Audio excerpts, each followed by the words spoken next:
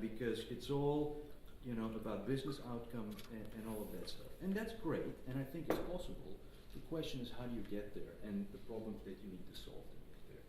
When the cloud evolution started, many of our resellers were thinking about how do we go about doing this. And most of them, in the initial phase, were quite reluctant when it came to, is this really something that we want to do? Do we need to partner with large service providers? What is the value proposition to our customers? What is our relevance long term to those customers? On the other hand, there was the question about the supply of services. Do the service providers have an offering into those channel partners for them to take to their end customers? So as those worlds evolve and start to converge, what the reality is today is that we have hundreds of Netapp channel partners that have built their own services portfolio. Running on Netapp, because it's a technology they know very well, with the customer intimacy that gives their customers confidence that the customer makes the right choice, right? Because he's still working with the same trust. And delivering services that I would call a soft entry into the cloud space. Yes, it was the great challenge last year in Venice. Yeah. I remember the presentation. They said that the VARs, they have to become closer to the service providers and vice versa, because it's the best interest of both. Yes. Well, that's a nice theory. I still believe that, by the way. And it's coming. In some places it's coming, in some places it's not coming so fast. Mm-hmm. But what I do see happening is the traditional resellers making the investments in building a services portfolio for their customers, solving the problems today. Whether it's around DR as a service, whether it's around backup as a service, I see more and more resellers making that type of decision. Now, is that a long-term strategy to win? It's the one that I currently see as being widely available or widely happening in the reseller community. Okay? Now, this does not mean that service providers and resellers cannot get together. I think absolutely it will, because just the capital investment needed to build a really scalable cloud infrastructure is probably beyond the means of the traditional channel. Right? But again, at this point, I am not seeing a large-scale adoption of service provider offerings brokered into the reseller channel and then going into the end user community. I think that those worlds are really still trying to find touch points and the value chain and how all that happens. I agree with you. And what does it mean to the customer? Is he really getting value out of it? So I think the Netapp storage, open storage for AWS is a concept that was presented already to this audience. I think it's a great opportunity for the channel to have the benefit of the cloud that a company like Amazon can offer their customers, that the customer wants to get advantage from, right? They want to use that compute and still keep control over the data. So don't lock yourself into a cloud by putting all the data in there. Put it on a Netapp system which is co-located next to the Amazon data center, so you have full control and ownership of the data, and you take advantage of the elasticity. It's amazing because several years ago you had people say it's ubiquity everywhere, you don't care whether it's at the next door or it's at the end of the world, and now it's the other way around. Absolutely. It's important that you can see it and not too far away from home. Well, I mean, I think especially in Europe, the whole data security piece is very, right at the top of people's minds. I think it's a valid concern that customers have around what is their most critical asset in their company, which is their data. Where is that going? Who will have access to it? Just as today, people want to know what's happening to their data. They're putting in place security procedures in their own IT department. Of course, they will want to see the same in a cloud environment as well. So I think that model that we're proposing around private cloud next to the Amazon data center is a very good model in between. And also from a value perspective to the traditional resale partner, his relevance long term is secured. He does not have a risk of being absorbed by this huge cloud. All of a sudden his customer is gone, right? No, he's solving a customer problem and he's actually adding real value by ensuring the security of the data. Okay, so that's what we really believe is a very good example how the traditional channel can benefit from the cloud. The profitability that I pitched, the study, as I said, we do this on a regular basis. We don't get the data, obviously this is done by a third party. We get the reports, and the reports are really benchmarking for the different geos. Okay, how do the best-in-class partners perform, and what are the unique elements, the unique differentiating elements that we see with it? And it's quite simple. The ones that have the highest profitability focus on their own branded services, which is one of the strengths of the Netapp channel model. You know, as much as the channel can, let them build services around Netapp. We're not competing for that. We have a great portfolio. We're expanding. It's nice, and have a high ratio of their own branded services attached to the Netapp deals. Again, this is what we believe is making us unique. There's no competition on services with our channel partners, be it PS or if they can, even on the support services.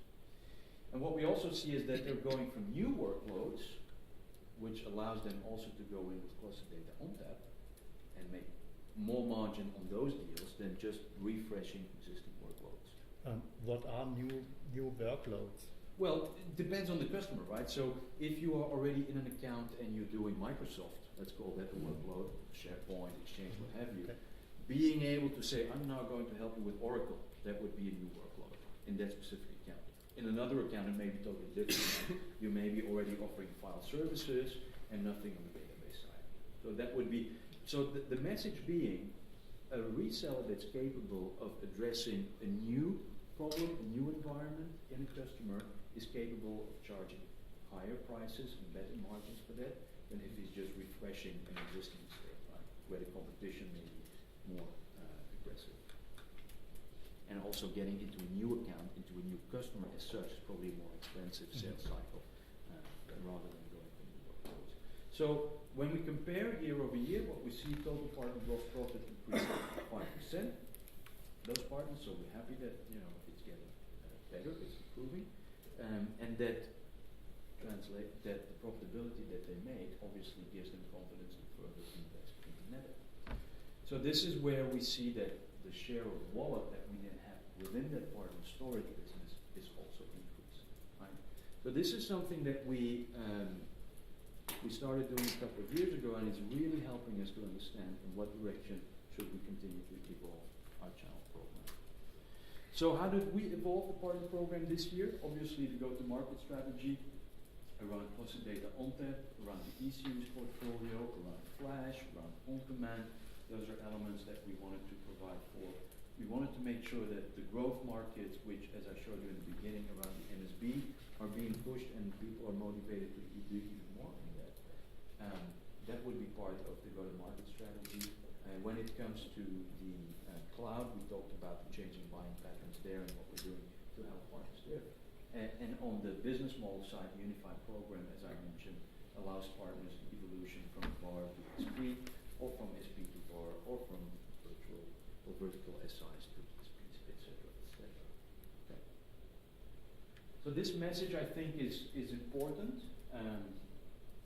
We believe that partners that are focused are more successful. We see that also, which is why we believe that if we give those partners a program in which they are rewarded for those investments, they will sign up for it, they will continue investing, and it's a self-supporting or self-fulfilling prophecy.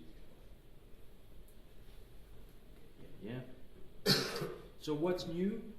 Okay, program benefits we talked about. For the star partners, our resellers, no major changes there, stability, predictability.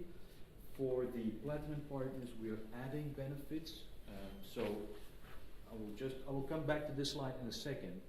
I just wanted to, oh no, it's not in there, sorry. So we have 4 types of resellers. You have a star partner, a platinum, gold, and a silver partner. Star partner, as I said, is the highest from a revenue perspective. Platinum is between 1.5 and 5 million. Below that it's gold, and then the silver partner is the entry level. The star and platinum partners not only get compensated for growing their revenue with us, but also for the capabilities they have. So a capability could be cluster data on tap. A capability could be E-Series and EF Series. A capability could be flexible. Okay? So if partners train, certify, and make a minimum revenue on a quarterly basis, they will receive benefits on their overall Netapp business with us. So it becomes a very predictable benefit model for them, truly based on the competency they bring to the business. And obviously we choose those competencies, those capabilities to support our strategy, for example, around cluster data on tap, around ECUs, and around the flexible strategy. Okay, so this is now available for platinum partners as well. It's new this year. MSB, I talked about it this morning. The MSB, we are for the first time directly targeting benefits to the MSB focus resellers in the gold and silver space. And what we're trying to do is really find those nuggets in that partner community that have potential to accelerate growth, even get into a hyper-growth mode with us, particularly on SMB or on MSB accounts. So we measure the type of business they're in. We give them a goal on that business, it's a growth goal, of course. When they hit that, they can get a 5% rebate on their overall business that they achieve in the MSB space. So this is new, we'll announce it now, and it'll be available starting August 1st. And market coverage, partner-led. What does this mean?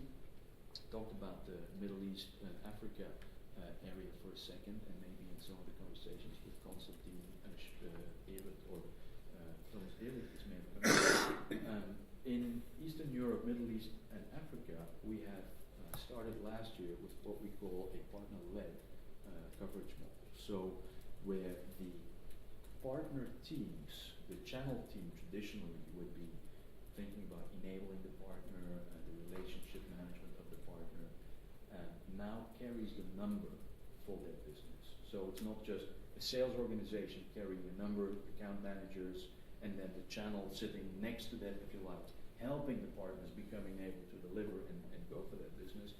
We're turning this around and saying the channel team owns the number that will be delivered with those partners. So it's a difference in responsibility.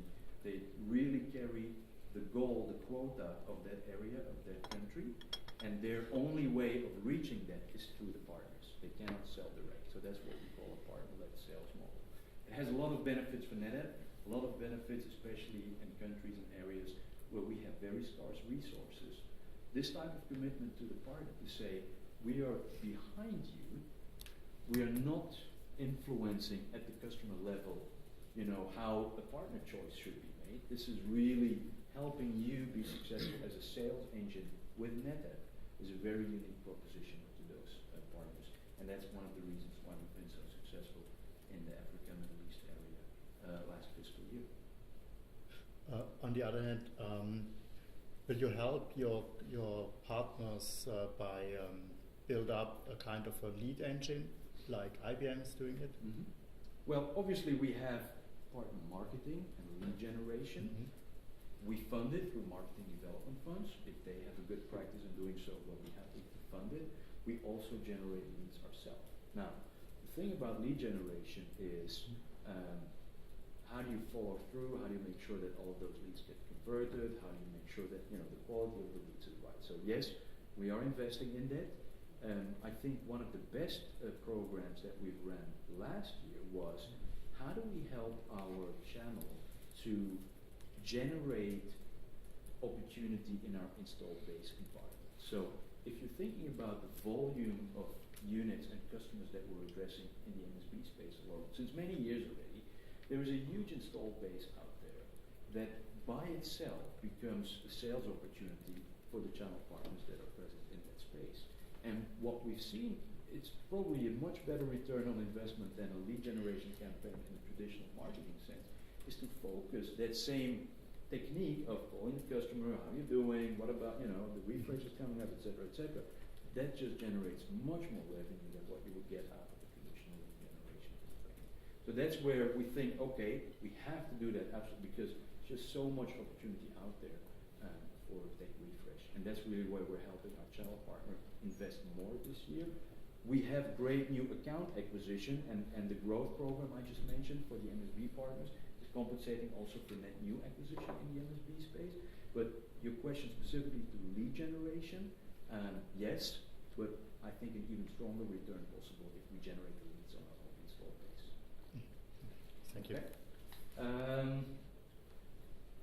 partner compliance policies, I mentioned that a second ago. Access to Netapp resources via Partner Hub. This is a new tool that we're putting in place to make it easier to find information from our partners, for our partners, sorry. And then clarity for partners around how are you doing within the program, reporting back on a regular basis through dashboarding, what is the partner's earning profile right now in his program participation, what is he leaving on the table, what should he do to earn more with us, just proactively going out to the channel partners and giving them that information. Okay, so the focus from a shared and integrated infrastructure perspective on the Netapp side, cluster data on tap, and then the converged stacks with FlexPod, Cisco, V-Shift, Fujitsu, VNext with Bull. On the dedicated infrastructure, obviously we have branded E-Series, we have the all-flash arrays, where we now actually can also talk about that in here. This used to be only the EF 540, 550. We now also have all-flash fast available, and cluster data on that obviously also being the choice in there. For the hybrid cloud service provider space, our Netapp private storage, I gave you the Amazon example. I think there will be more in the future. VSA on cloud as software offerings, and then OpenStack, one of the key industry developments that Netapp is investing significant amounts of money in. Okay. Sorry, I just have a really quick question, if that's okay. I understand the rationale behind having a smaller number of partners, but I'm just wondering, can you kind of explain how exactly it is that you worked it out? So was it on revenue, or was there any kind of specific metric that you applied to work out which partners stay and which go? What we looked at was, especially at the entry level, right? So that's where it really matters. What we looked at was who is really driving growth in Netapp. Growth from a revenue perspective, growth from an account perspective, and the threshold we put in place to be a silver partner will raise from 20 to 60K, and that means that number corresponds to the line from where we see partners really accelerating their growth with us. Because what it means is partners that have a higher frequency of deals. So once you understand how to sell the Netapp technology and the Netapp solutions, and you start repeating it, once you get the hang of it, if you like, then you really see them take off on their growth. So that's where we said, okay, that seems to be a good line for partners to become part of the program and to potentially benefit from these growth incentives that we put in place. Okay. So that is really the logic that we followed, was to say, okay, if we look into those successful partners, what is it really that makes them stand out? It is the number of deals that they can drive within the year. And is that an annual number? Yes. Okay, brilliant. Thank you. So just perhaps as a closing statement, I just want to make sure that we all have the same key takeaway regarding the 1,500 plus partners that are not within the channel anymore, or serviced by us. I don't want to have the impression that they've been fired or anything like this. It was a matter of fulfillment regarding policies, etc. And it was basically also their choice to not fulfill these. Absolutely.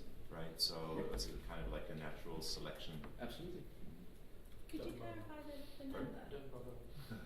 Just want to make sure that it's understood. And Can you clarify the number? Because in the main presentation it was 1,900, and then in EMEA, I'm not sure if it's 1,500. you mentioned 1,500, and it was mentioned 1,900 earlier this morning. Well, I'm happy to go with the 1,900 number. I can And verify that's it for you, but we should be staying in the same number there, yeah. So let's Okay. confirm that which one it was in reality.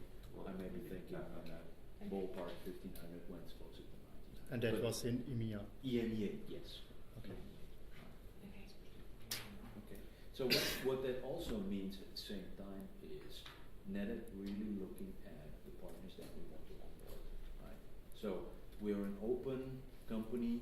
We're not trying to disappoint partners or make partners run away and give the impression that we're tough to do business with. That's not the point. The point is that we see that partners that do make an investment in our business are successful with us, and in order to protect that investment, it's fair, that partners that want to come and work with us meet up to the same level and the same requirements that we have. So what we did here, really, and the result that we saw there is us applying that in a more stringent way. It's about the same in the company that can compare to you. I mean, when you get to grow the level you are now, you have to make these decisions, and sometimes they go naturally. I mean, Mhm. it's a natural move. It's commonplace. Okay. Okay? Thank you. Thank you for your time. Thank you. Thank you.